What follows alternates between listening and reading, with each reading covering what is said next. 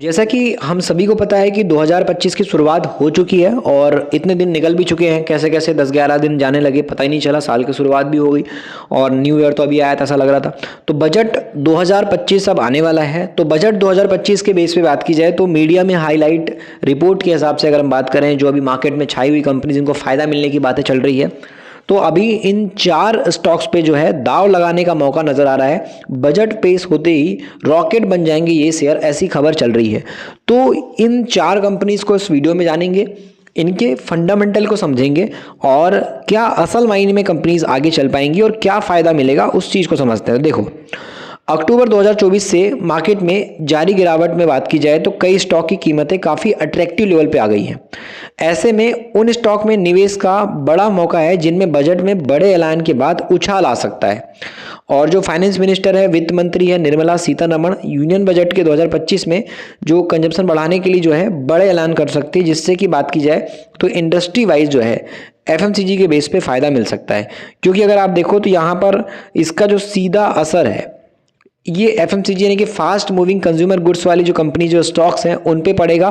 क्योंकि अभी कुछ बात की जाए तो एफएमसीजी स्टॉक्स पर दाव लगाने का कुछ ही हफ्तों में मोटी कमाई हो सकती है, ये बताया जा रहा है। जिसमें अगर हम फर्स्ट कंपनी की बात करें तो एचयूएल, भारत देश की सबसे बड़ी एफएमसीजी कंपनी हिंदुस्तान यूनिलीवर, सरकार के कंजम्पशन बढ़ाने वाले उपायों में ऐलान के बजट में बात की जाए तो सबसे ज़्यादा जो फायदा मिलेगा एचयूएल को मिलेगा।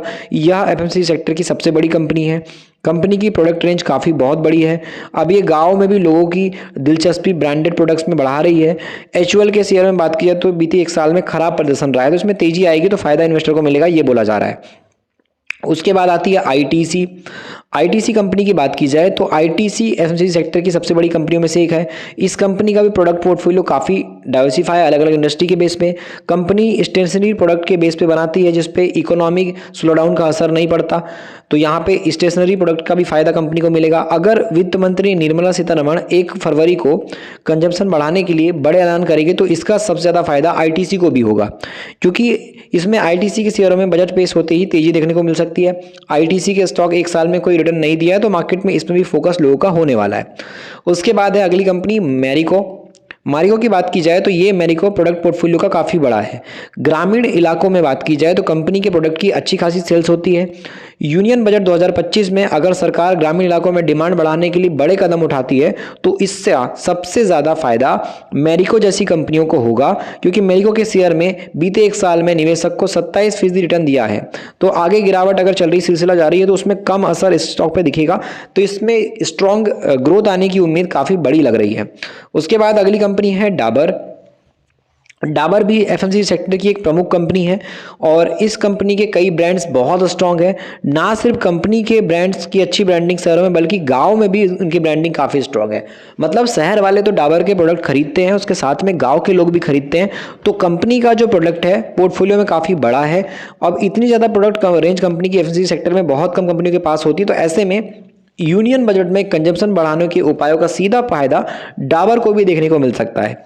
और ये भी 1 साल के अंदर उतना खास नहीं भागा है। तो इस वजह से यहाँ पर जो है बात की जाए बजट आने के पहले यहाँ पे इन कंपनीज पे ध्यान देने की बात कही जा रही है, क्योंकि बजट बढ़ेगा, मतलब इसमें जब एफएमसीजी सेक्टर पे गवर्नमेंट जब ध्यान देगी तो डेफिनेटली इन कंपनीज को बड़ा फायदा मिलेगा। तो एक बड़ी तेजी आने वाले टाइम में इन कंपनीज में नजर आ सकती है, ऐसा ब्रोकर का मानना है। तो यहाँ पर जितनी भी हमने चारों कंपनी डिस्कस की है एफएमसीजी कैटेगरी के बेस पे, जो फास्ट मूविंग कंज्यूमर गुड्स वाली कंपनीज है उनमें ये काफ़ी रेपुटेड ब्रांड है। तो इनके जो फंडामेंटल है मार्केट के बेस पे काफ़ी स्ट्रॉन्ग ऑलरेडी हैं और लॉन्ग टर्म में काफ़ी बड़े प्लेयर लंबे वक्त से बने हुए हैं। तो जो भी इनके प्रोडक्ट को नहीं जानते कि हिंदुस्तान यूनिलीवर कौन सा प्रोडक्ट बेचती है, आईटीसी कौन सा प्रोडक्ट बेचती है, मैरिको कौन सा प्रोडक्ट बेचती है, डाबर के कौन सा प्रोडक्ट है, तो मैं जब आपको प्रोडक्ट बताऊंगा तो आपके घर में एक ना एक प्रोडक्ट इन कंपनीज का जरूर होगा जिन पे बजट 2025 आने के बाद फायदा मिलेगा गवर्नमेंट के हिसाब से। यहाँ पे जो फायदा अगर मिलने की बात चल रही है तो इन कंपनीज के आप एक बार प्रोडक्ट को भी देख लीजिए, तो आपको कंपनी की वैल्यू समझ में आएगी। तो अगर हम बात करें हिंदुस्तान यूनिलीवर लिमिटेड की, तो ब्रांड के बेस पे तो कंपनी के पास 50 से ज़्यादा ब्रांड्स हैं जिसमें आपको मल्टीपल ब्रांड नज़र आएंगे, जिसमें स्टार्टिंग में आपको विम साबुन नज़र आ रही होगी, रेड लेबल चाय पत्ती हो गई, सर्फ एक्सेल की बात करें, हॉर्लिक्स की बात करें, डव शैम्पू की बात की जाए, ऐसे मल्टीपल ब्रांड है। जैसे कि आप यहाँ पे एक्नेस कार्ड देख सकते हो, एक्टिव व्हील साबुन आपको पता है कपड़े धोने की, उसके अलावा एक्स परफ्यूम की बात की जाए, बूस्ट एनर्जी ड्रिंक की बात की जाए, या फिर ब्रीज की बात करें, थ्री रोजेज हो गया, रेड लेबल, ताज़ा चाय पत्ती जो है इसी कंपनी की, एचयूएल की है, ताजमहल अगर हम देखें तो ये भी इसी कंपनी की है, ब्रू गोल्ड कंपनी भी इसी के हिसाब से प्रोडक्ट बनाती है, क्लियर हो गया, कैनी प्लस की बात की जाए तो कैनी प्लस शैम्पू जो है ये भी एचयूएल का ही है, क्लोजअप कोलगेट की बात करें तो ये भी एचयूएल ही बनाता है, उसके अलावा कंफर्ट हो गया, ये सब मल्टीपल ब्रांड है। डव शैम्पू साबुन की बात करें या मेंस के हिसाब से यहाँ पे ग्लो एंड हैंडसम की बात करें या फेयर एंड लवली की बात करें, तो ये सब जो प्रोडक्ट है ये आपको यहाँ पर हिंदुस्तान यूनिलीवर ही बनाते नजर आएगा, और ये हमारे भारत देश की एफएमसीजी कैटेगरी की सबसे बड़ी कंपनी है। तो इसके ब्रांड से ही आपको समझ में आएगा कि कंपनी की वैल्यू क्या है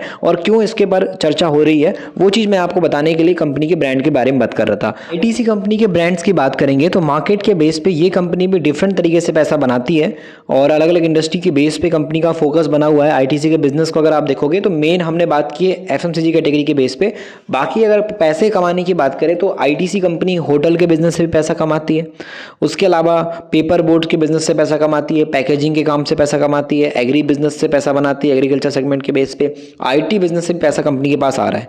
अगर प्रोडक्ट वाइज अगर देखा जाए तो कंपनी के पास मल्टीपल प्रोडक्ट हैं, जिसमें से आपको आईटीसी के ब्रांड में कुछ मल्टीपल नाम नजर आएंगे, जिसमें निम वॉश, ये बात कीजिए सावर टू सावर, चार्मिस की बात करें, एम की बात करें, यहाँ मंगलदीप की बात करें, डेजल हो गया, होम लिटर हो गया, आशीर्वाद आटा वगैरह आप देखते हो, सनफिश के बिस्किट वगैरह आप देखते होगे, उसके अलावा आपको बिंगो टेढ़े मेढ़े का भी ऐड आपको नजर आता होगा। ये मल्टीपल कुछ ब्रांड है जो आपको यहाँ पर नजर आएंगे, जो मार्केट के अंदर बिकते हैं, जिनके हिसाब से कंपनी पैसा बनाती है।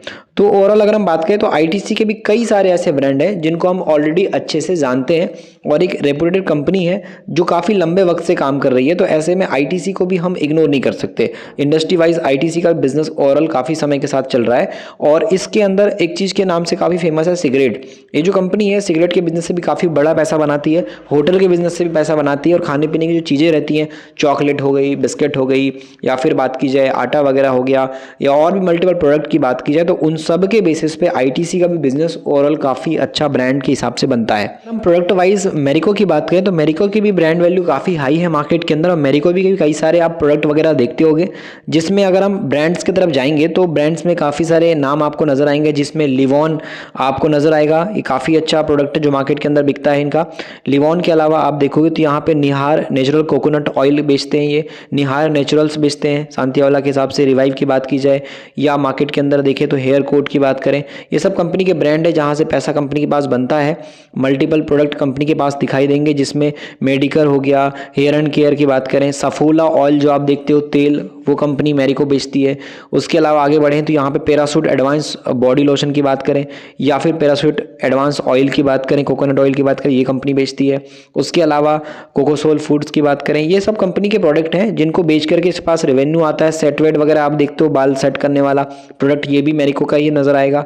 उसके अलावा केविल की बात करें या फिर ईसो प्लस की बात करें, एक्समैन की बात की जाए, परफ्यूम वगैरह जो आप देखते हो मार्केट के हिसाब से, ऑलिव है, ये सब मल्टीपल प्रोडक्ट हैं जिनको कंपनी बेच रही है और अपना रेवेन्यू निकाल रही है। पैराशूट हेयर ऑयल की बात करें, आंवला हेयर ऑयल आप जो देखते हो ये भी कंपनी का ही है मेरिको का। पैराशूट कोकोनट ऑयल की बात की जाए तो ये भी कंपनी का ही नजर आता है मेरिको का। तो इंडस्ट्री वाइज अगर हम देखेंगे तो मल्टीपल प्रोडक्ट हैं जो मेरिको के भी हमारे घरेलू बेसिस पे कई बार आप खरीद के लाते होंगे, आपको नजर आता होगा खरीद के लाने पे कंपनी के जो मैन्युफैक्चरिंग है वो मेरिको की तरफ से हो रही है। वहीं अगर हम बात करें ऐसी कंपनी जिसको गाँव के लोग भी और शहर के लोग भी दोनों जानते हैं तो यह है डाबर।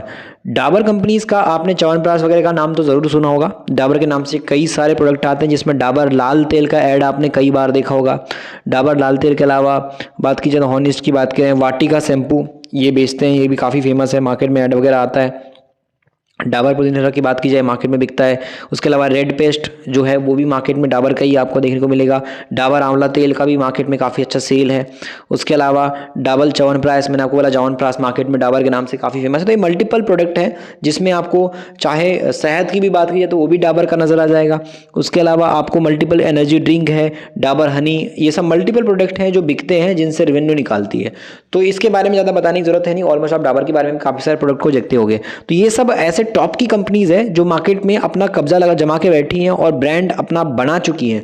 तो ऐसे में अगर इस इंडस्ट्री में कुछ भी पॉजिटिव होता है तो इनको डेफिनेटली फ़ायदा मिलेगा। तो ऐसे में डाबर इंडस्ट्रीज़ हो गई, मैरिको हो गई, आईटीसी हो गई, एचयूएल हो गई, ये टॉप 4 कंपनीज है इंडस्ट्री की जिनको एक बड़ा फ़ायदा मिल सकता है। ऐसी बाजार में खबरें चल रही है। अगर बजट 2025 में जो बातें सामने आ रही है उस हिसाब से अगर मार्केट में एफएमसीजी यानी कि फास्ट मूविंग कंज्यूमर गुड्स वाली कंपनीज के हिसाब से कुछ अच्छी अनाउंसमेंट हो जाती है बजट में तो डेफिनेटली इनमें एक बड़ी तेजी आएगी और इसी के चलते अभी इन पे फोकस बड़े इन्वेस्टर का ज़रूर होने वाला है।